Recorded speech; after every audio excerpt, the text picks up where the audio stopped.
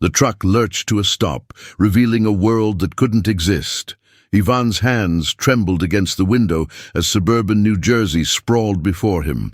Neat houses with gardens, automobiles in driveways, children with clean clothes. Soviet POWs arrived in New Jersey and couldn't believe American families lived better than officers in Moscow. The truth burned worse than any interrogation. Everything he'd bled for was a lie. Subscribe to uncover how one quiet American street destroyed his faith more thoroughly than any battlefield ever could. Ivan Petrov pressed his face against the truck's small window, the cool glass a stark contrast to the heat of confusion rising within him. The convoy had been moving for hours through American territory, each mile revealing something more unbelievable than the last. He had expected to see the devastation of capitalism, the inevitable decline that party officials had described with such certainty. Instead, New Jersey unfolded before him like a strange dream. Neighborhoods with identical houses, each with its own garden, its own automobile parked casually as if such luxury were commonplace. The late afternoon sun gleamed off windshields and freshly painted fences, creating an almost painful brightness that made him squint. Behind him, Alexei muttered something incomprehensible, but Ivan recognized the tone, the same stunned disbelief that had kept most of the men silent since crossing into this residential area. They had been captured in Germany, treated surprisingly well by American forces, and were now being transported to a processing facility before eventual repatriation. Ivan had spent the journey preparing himself for interrogation, for psychological warfare designed to weaken his resolve. He had not prepared for warfare by prosperity, for the quiet violence of seeing with his own eyes what should not exist, working families living in conditions that surpassed those of decorated officers in Moscow. The houses weren't mansions. That would have been easier to reconcile with party teachings about capitalist exploitation, but modest homes, clearly built for ordinary people, yet each with indoor plumbing, electricity, and space that a Soviet communal apartment could never provide. The truck slowed as they turned onto a residential street lined with maple trees, their leaves beginning to turn golden with the approach of autumn. Children played freely on front lawns, their clothes clean and whole, their faces full and healthy. A woman in a simple but unworn dress watered flowers from a garden hose, the casual waste of clean water shocking Ivan almost as much as her unhurried movements, her obvious lack of fear. No one glanced nervously over their shoulder. No one hurried to finish chores before curfew. No one showed the perpetual vigilance that had become second nature to Soviet citizens. These people moved with the ease of those who had never known true want, who had never trembled at unexpected knocks at midnight. Ivan's family had been loyal party members since before his birth, his father a minor bureaucrat who received slightly better rations and a room of their own within a communal apartment. Luxuries that had seemed significant until this moment. As a soldier, Ivan had accepted hardship as temporary, necessary for the eventual triumph of the workers' paradise. He had believed the sacrifices were shared by all Soviet citizens, a collective burden carried together toward a brighter future. Even captured in Germany, surrounded by the ruins of fascism, his ideological foundation had remained intact. But New Jersey wasn't a special showcase prepared for foreign visitors or a neighborhood reserved for party elites. This was ordinary America, with its casual abundance displayed without ceremony or restriction. The other prisoners had fallen into a heavy silence, the weight of realization pressing down on them all. Mikhail, a tank commander from Leningrad, who had survived the siege before being captured at Kursk, stared out with hollow eyes. "My sister starved to death in 42, he whispered, his voice barely audible over the truck's engine. She was a school teacher, a party member. She believed until the end. Ivan couldn't respond, couldn't find words adequate to bridge the chasm that had opened before them all.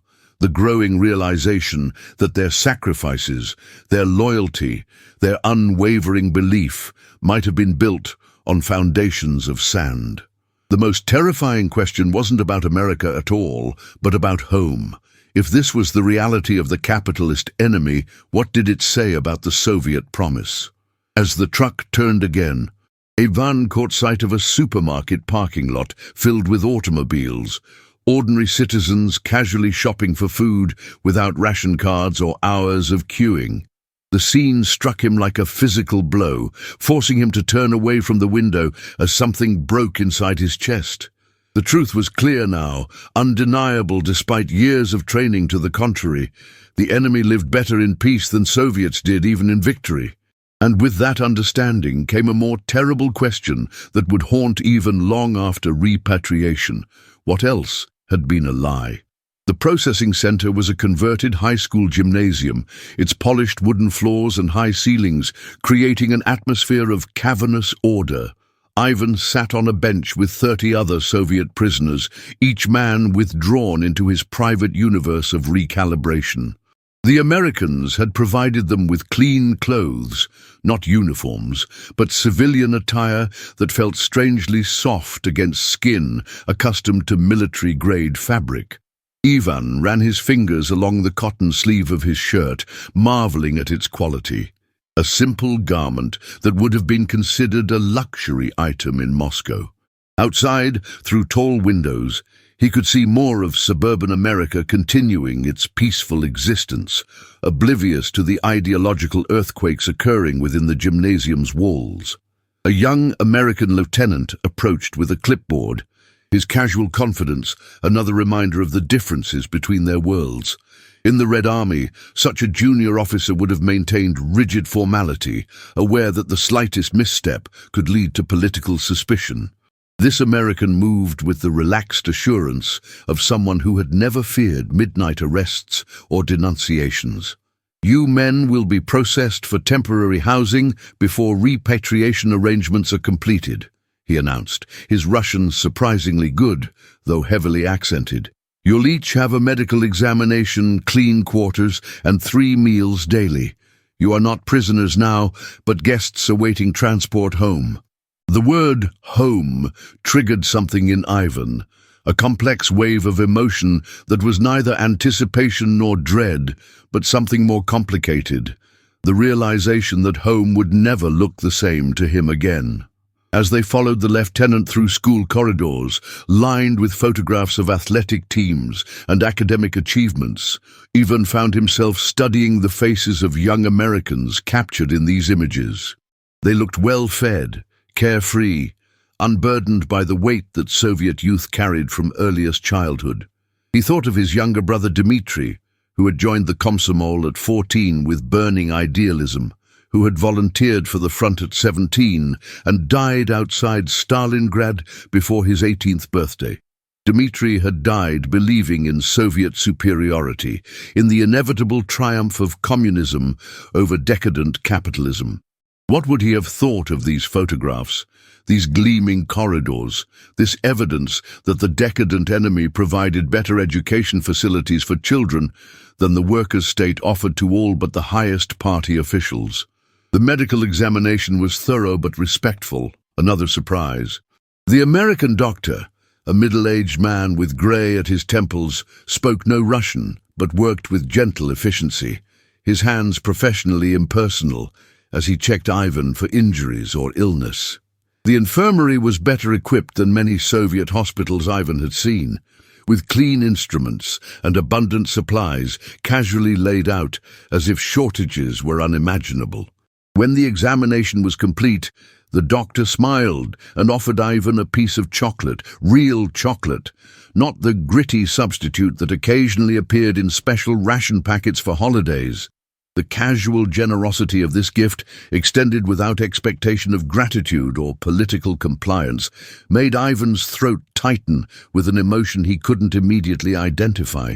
That night, lying on a clean cot in a dormitory that had once housed American students, Ivan unwrapped the chocolate slowly, breaking off a small piece and letting it melt on his tongue.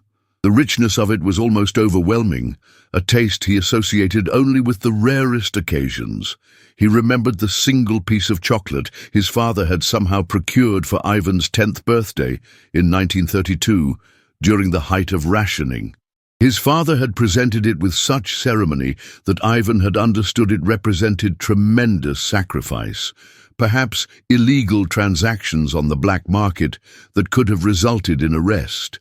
He had saved it for 3 days before finally allowing himself to eat it, and even then had broken it into tiny pieces to extend the experience. Now, an American doctor had given him chocolate as casually as offering a cigarette. Outside the dormitory windows, the New Jersey night was alive with electric lights, homes and streets, illuminated without concern for blackouts or conservation. Even during peacetime, Moscow had never shown such casual brilliance after dark, electricity being too precious to waste on aesthetic illumination. In the soft glow filtering through the window, Ivan examined the small notebook he'd been carrying since his capture, filled with letters he'd written to his mother but never been able to send. How could he describe what he had seen today? What words could possibly convey the profound disorientation, the sense that everything he had accepted as truth had been built on fundamental misunderstandings? The rain began to fall outside, gentle drops against the window, creating patterns of light and shadow across his hands and the empty page before him. He finally wrote a single line, his pencil pressing hard against the paper. "Mama, the enemy has won a victory more complete than they themselves may understand." Then he closed the notebook, knowing he would never show these words to anyone, least of all his mother, who had lost husband and youngest son to the war, who clung to her beliefs because without them their sacrifices became unbearable. The chocolate finished, its sweetness fading from his tongue. Ivan lay back on the American cot and stared at the ceiling, listening to the soft breathing of 30 men around him, each confronting his own version of the same terrible revelation. Morning arrived with the smell of coffee and bacon drifting through the dormitory, pulling Ivan from uneasy dreams of home. The cafeteria where they were led for breakfast might as well have been another world compared to military rations or even the special officers' dining halls in Moscow. Long tables were set with white bread, actual white bread, not the dense black loaves that were standard Soviet fare, alongside eggs, meat and fruit that wasn't visibly bruised or partially rotted. Ivan stood in line with his metal tray, watching as American servers spooned portions onto his plate without weighing or measuring, without checking ration entitlements or rank privileges. The casual abundance struck him as almost obscene after years of carefully distributed scarcity, where every gram was accounted for and the slightest increase in one's allocation was cause for celebration or envy. Alexei slid onto the bench beside him, his weathered face uncharacteristically subdued as he surveyed his loaded breakfast tray. "My father was sent to Siberia in 37, he said quietly, his eyes fixed on the steam rising from his coffee cup. He wrote a letter questioning why party officials received better food allotments during the famine. They called it counter-revolutionary activity. He picked up a piece of bacon with his fingers, examining it in the morning light streaming through tall windows. For asking why some ate better than others, he died laying railroad track in the Gulag. And here, he gestured at the cafeteria filled with former enemies eating like kings. Here, they feed prisoners better than our officials feed heroes of the Soviet Union. Ivan had no response. There was nothing to say that wouldn't be dangerous, treasonous, or both. Instead, he ate methodically, trying to ignore how each bite reinforced the cognitive dissonance that had been building since yesterday's truck ride through suburban America. After breakfast, they were led to a recreation yard where some men played basketball while others sat in small groups, smoking American cigarettes and speaking in low voices. Ivan found himself drawn to the perimeter fence, not because he harbored any thoughts of escape to what, with what purpose, but because it afforded the best view of the surrounding neighborhood. From this vantage point, he could see morning routines unfolding across dozens of households.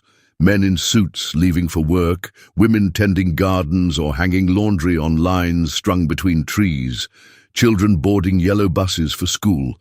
Each home had electric lights, most had automobiles, all had private gardens, where vegetables and flowers grew side by side, as if food production could incorporate beauty rather than focusing exclusively on necessity. The American officer who had been assigned as their liaison, Captain Miller, approached Ivan at the fence.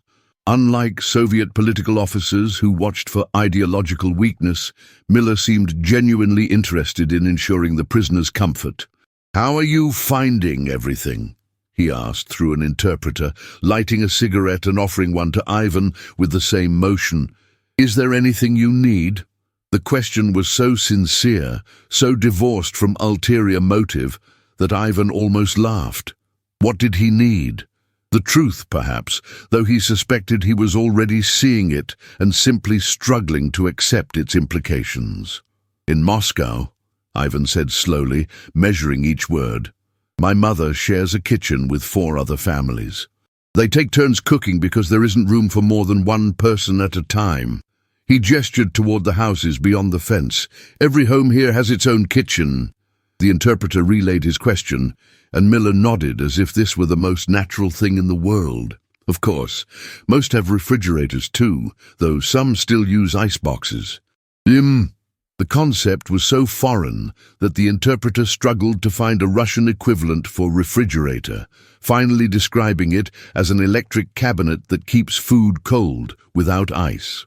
Ivan thought of his mother's constant struggle to preserve food, the careful calculations required to ensure nothing spoiled in Moscow's summer heat. He thought of the communal apartment's single cold water tap, the weekly visits to public baths for hot water, the pride with which his father had once announced that their building would receive electricity for 4 hours each evening instead of 2. Against these memories, the casual mention of private refrigerators in most homes felt like a deliberate cruelty, though he recognized that Miller intended no such thing. The American was simply describing his reality, unaware that each casual detail was another blow to the foundation of Ivan's worldview. A light autumn breeze carried the scent of someone's garden across the fence. Roses, perhaps, or some other flower grown purely for beauty rather than utility. In Moscow's communal gardens, every square meter was dedicated to food production. Flowers were an unaffordable luxury, except in public parks designed to showcase Soviet achievement.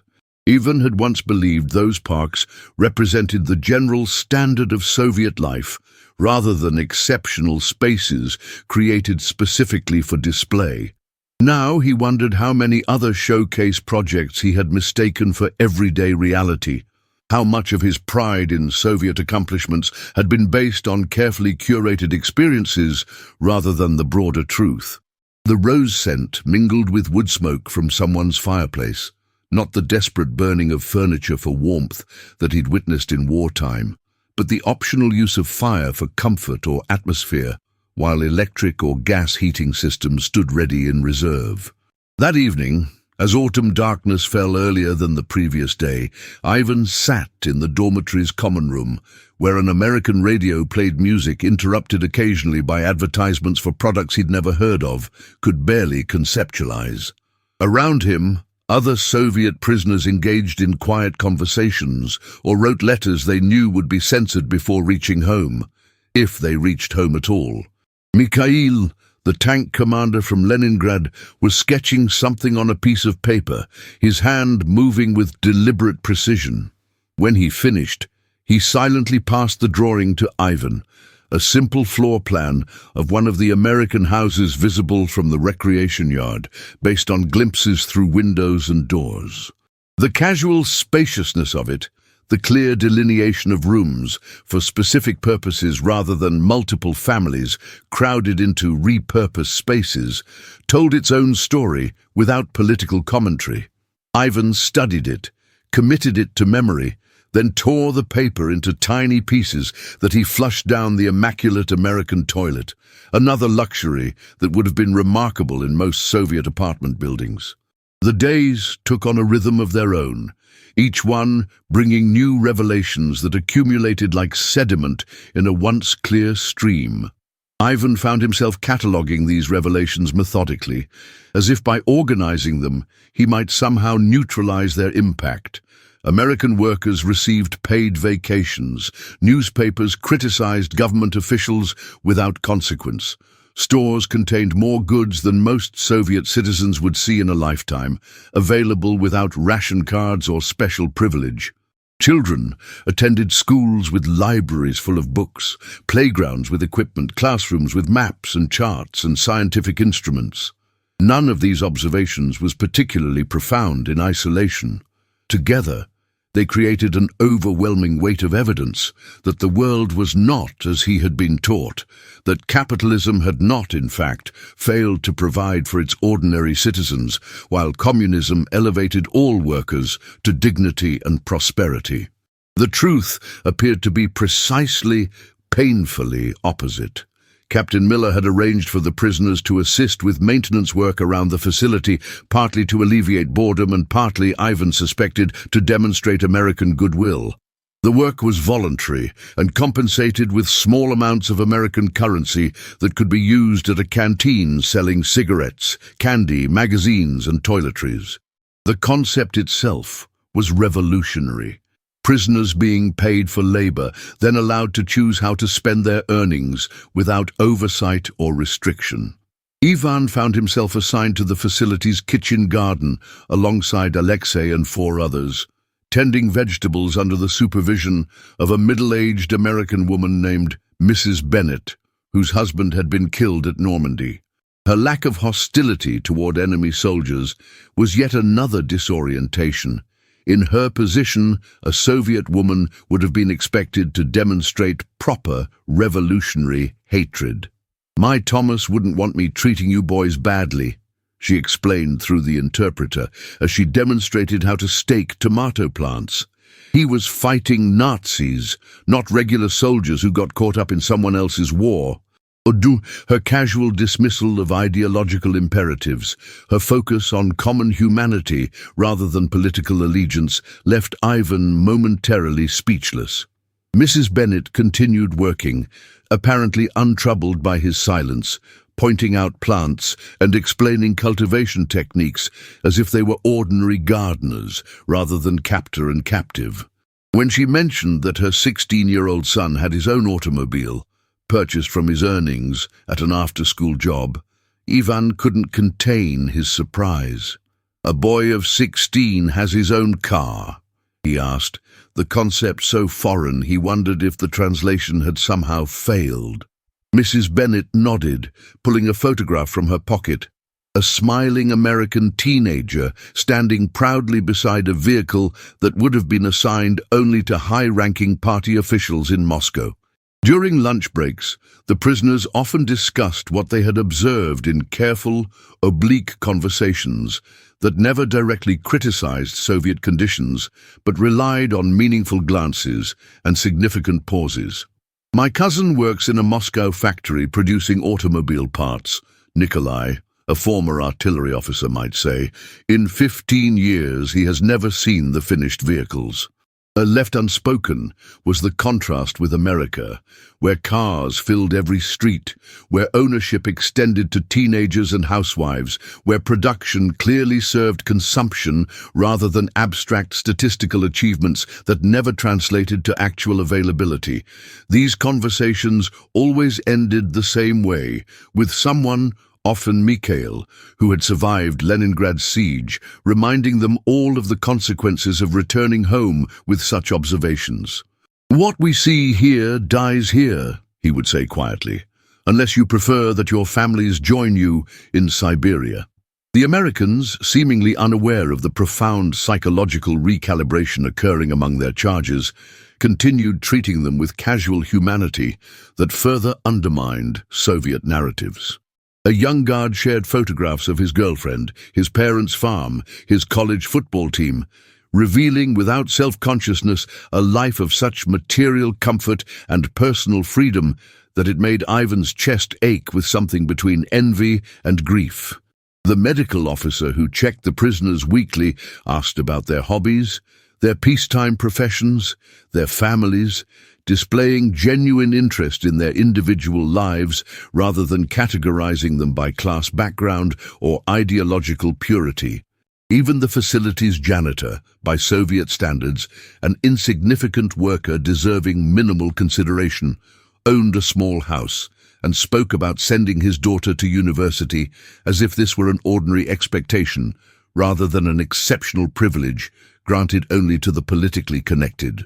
At night, lying on his American cot beneath two blankets, when a single blanket per person would have been considered adequate in Soviet facilities, Ivan found himself increasingly haunted by the inevitable question: what would happen when they returned home?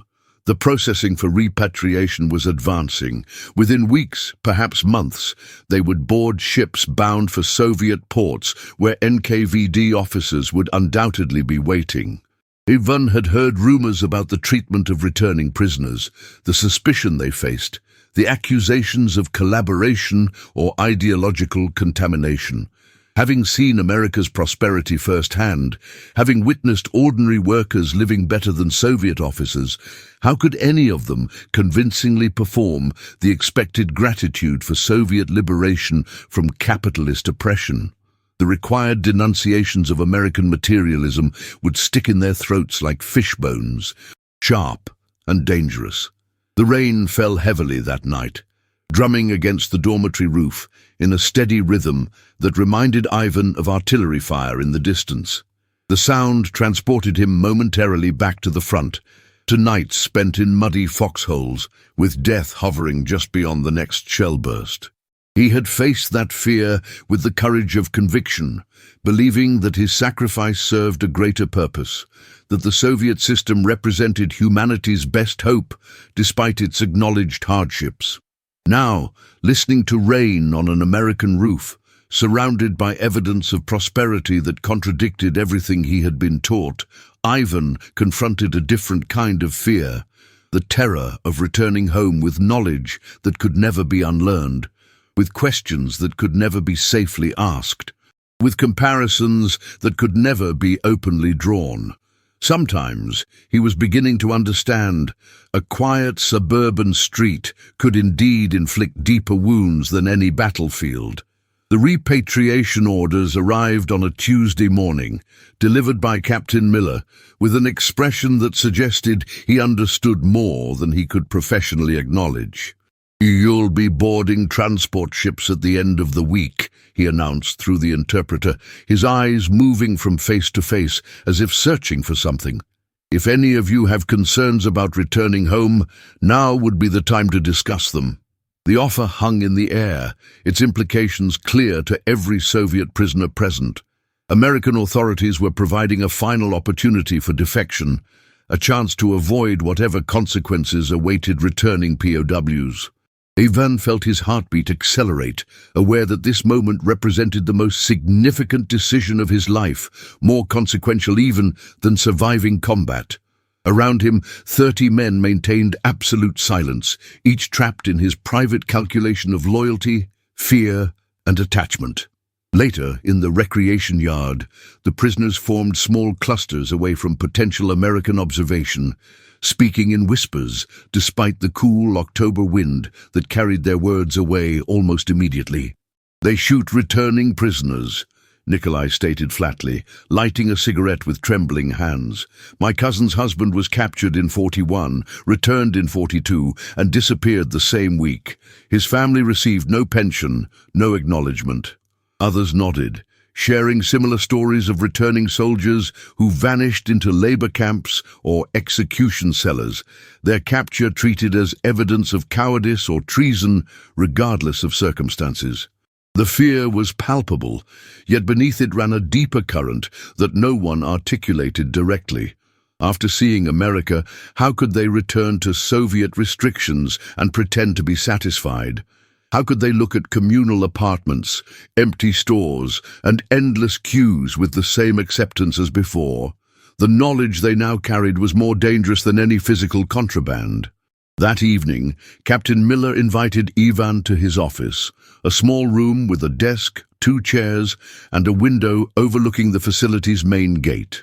A translator was present, but Miller dismissed him after the initial greeting, indicating that he wished to speak privately. From his desk drawer, he removed a bottle of vodka, Russian vodka, Ivan noted with surprise, and 2 glasses. "Off the record," Miller said in heavily accented Russian as he poured, pushing 1 glass toward Ivan. Man to man. They drank in silence, the familiar burn of vodka, a momentary connection to home that made Ivan's chest tighten with unexpected homesickness. After a second glass, Miller leaned forward.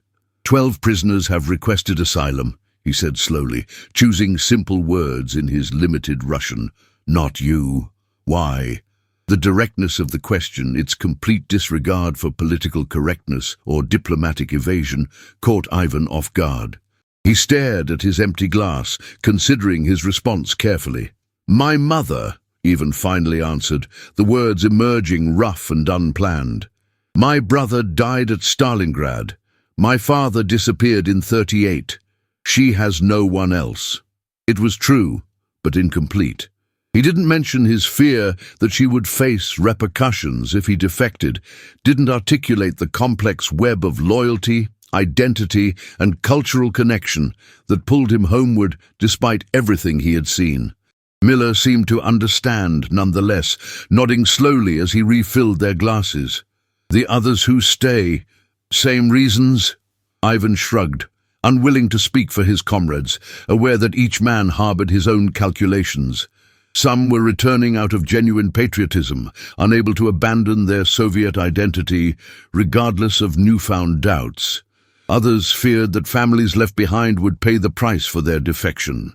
Still others simply couldn't imagine building new lives in a foreign culture where they would always be outsiders, enemies, objects of suspicion.